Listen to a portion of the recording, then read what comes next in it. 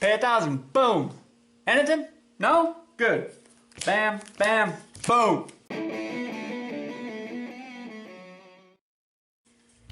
Hey guys, it's Rob again from Team DBZ Biscuit. How you all doing?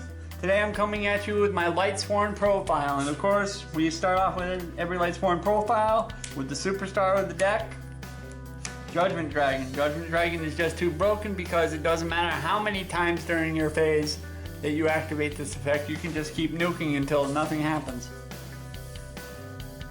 Next, that's followed up by the atypical 1, 2, 3 Luminas. Lumina is great because you can pitch a card to the graveyard, special summon one Lightsworn level 4 or lower. I play double Raikos. Raiko is great on that hand that you brick really bad and he's the only thing you got. You can set him, flip summon, mill 3 and destroy 1. Pretty good effect. I run double Lila for that back row hate. Lila's, and not to mention she mills 3, and it's the milling deck of all milling decks.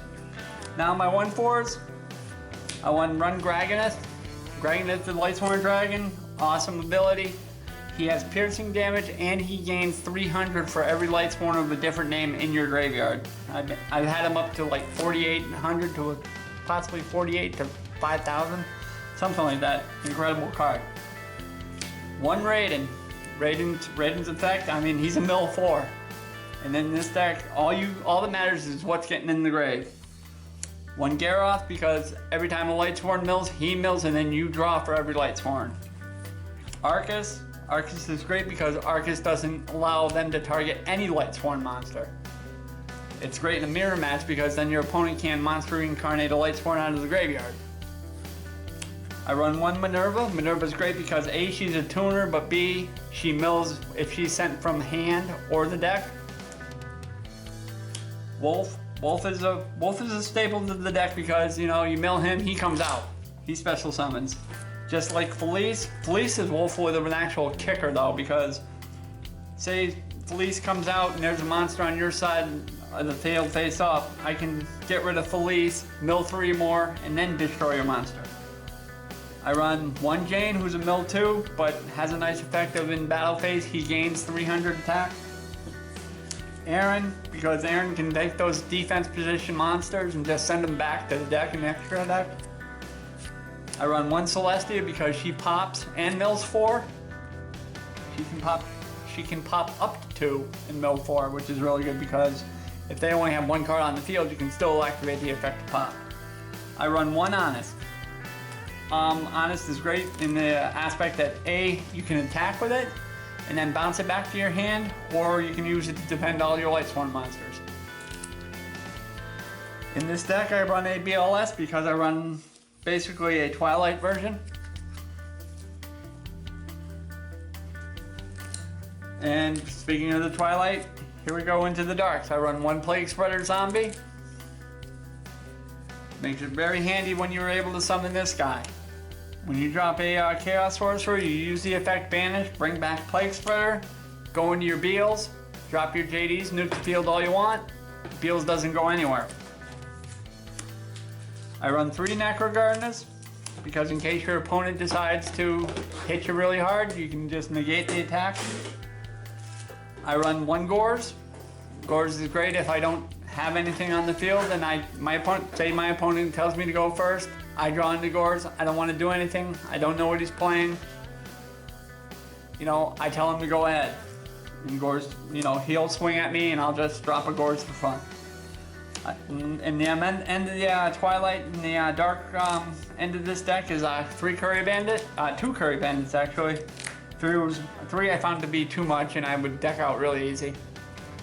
But Curry Bandit, end phase effect, mill 5. If anything's a spell or a trap card, you can choose one of them and bring it right to your hand.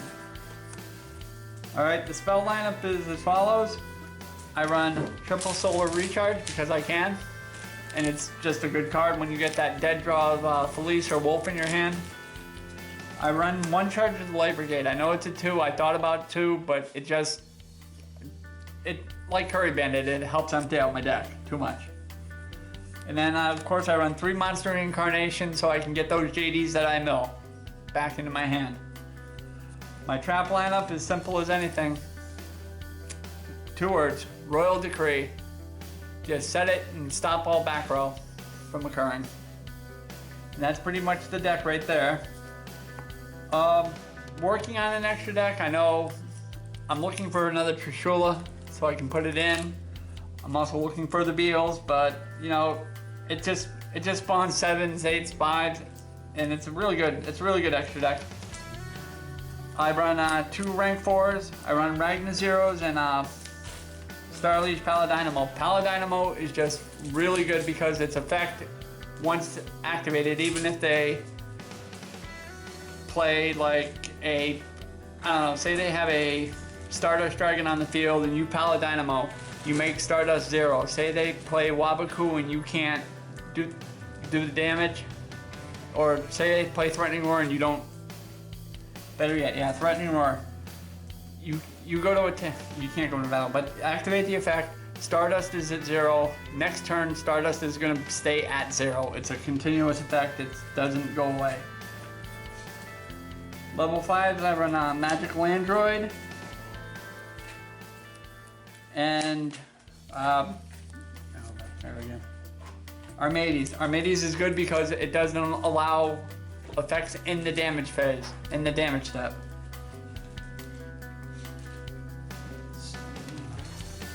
I also run a Catastra, which is great because if the monster's not dark, it dies automatically, no matter what.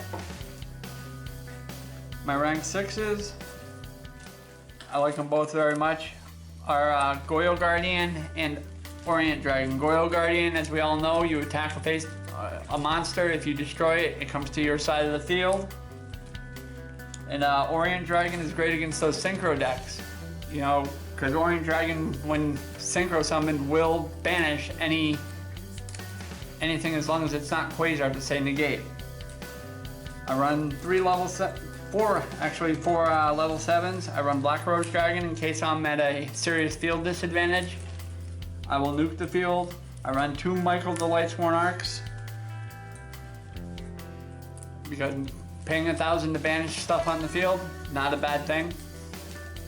I also run 1 Scrap Archfiend. This was a promo card back in the day, and I have found it to be so useful because it's a level 7, but it also goes over a lot of bigger monsters like Stardust Dragon.